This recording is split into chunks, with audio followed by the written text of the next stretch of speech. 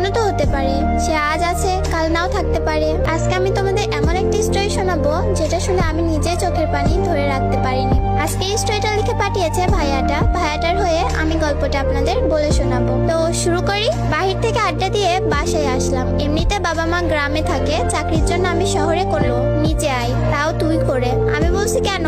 তার একটাই কথা, তুই নিচে নামবি নাকি আমি তোর বাসায় আসবো। বাসায় বারান্দায় গিয়ে দেখি রিক্সা নিয়ে বসা সে। তার বায়না তাকে বাসায় দিয়ে আসতে হবে।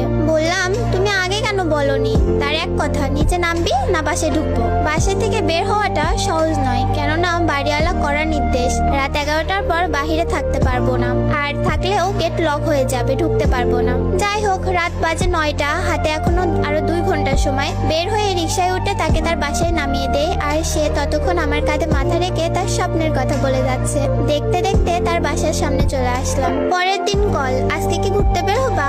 আমি বললাম আজ অফিস আছে, তারপরের দিন যাব। সে বললো আচ্ছা ঠিক আছে। অফিস থেকে বাসায় ফিরলাম রাত 9টা বাজে, কিন্তু কই কিছুই তো দেখলাম না। ভাবলাম পাগলিটা চুমু খাবার জন্য এসেছে, তাই ওকে চুমু খাবার জন্য ওর দিকে এগিয়ে যাচ্ছিলাম, কিন্তু আমাকে ধাক্কা দিয়ে পিছিয়ে গেল আর বলল এখন চুমু খেতে হবে না, রাতে অনেক খেতে পারবা।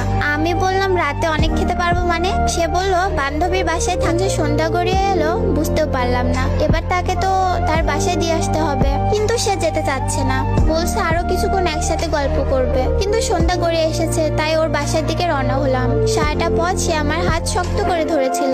একটু অন্যরকম অনুভব করছি, হঠাৎ করে অফিসে চলে গেলাম। বাসায় ফিরে ফোন করলাম, কিন্তু ফোন বন্ধ। রোজ রাতে সে বাসার সামনে এসে দাঁড়িয়ে থাকতো চুমু খাবার জন্য, কিন্তু আজ কি হলো? মনে হয় একটু ব্যস্ত আছে। আমি আমার মতো খেয়ে ঘুমিয়ে পড়লাম। কিন্তু পরের দিন সকালে ঘুম থেকে উঠে ফোনটা হাতে নিলাম, ভাবলাম সে মেসেজ দিছে, হয়তো গুড মর্নিং জানিয়েছে, কিন্তু মেসেজে গিয়ে কোনো মেসেজ পেলাম না। তখন বুকের ভেতরটা একবার ধুক করে উঠলো। আমি তাকে বারবার ফোন করার পরও ফোন বন্ধ পাচ্ছিলাম। বুঝতে পারলাম কিছু হয়েছে। ছুটে গেলাম ওর বাসার দিকে। বললো এই বাসায় কোনো একজন খুব অসুস্থ, তাই তাকে সবাই হসপিটালে নিয়ে গেছে। আমি হসপিটালে গিয়ে দেখি তার বাবা মা ওখানে বসে বসে কাঁদছে। আমি তাদের জিজ্ঞেস করলাম আঙ্কেল আন্টি কি হয়েছে, কাঁদছেন কেন? ওনারা আমাকে চিনতে পারেনি, তাই কোনো কথা না বলে কান্না করে যাচ্ছে। ডক্টরকে জিজ্ঞেস করলাম স্যার ওনাদের কি হয়েছে, কাঁদছে কেন?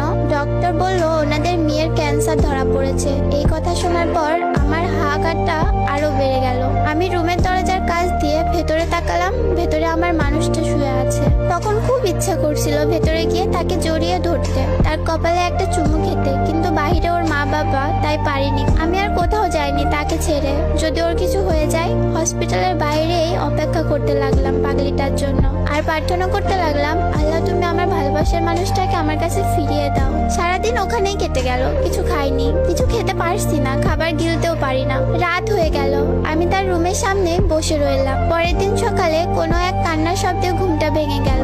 চোখ খুলতে দেখি তার বাবা মা অনেক কান্না করছে।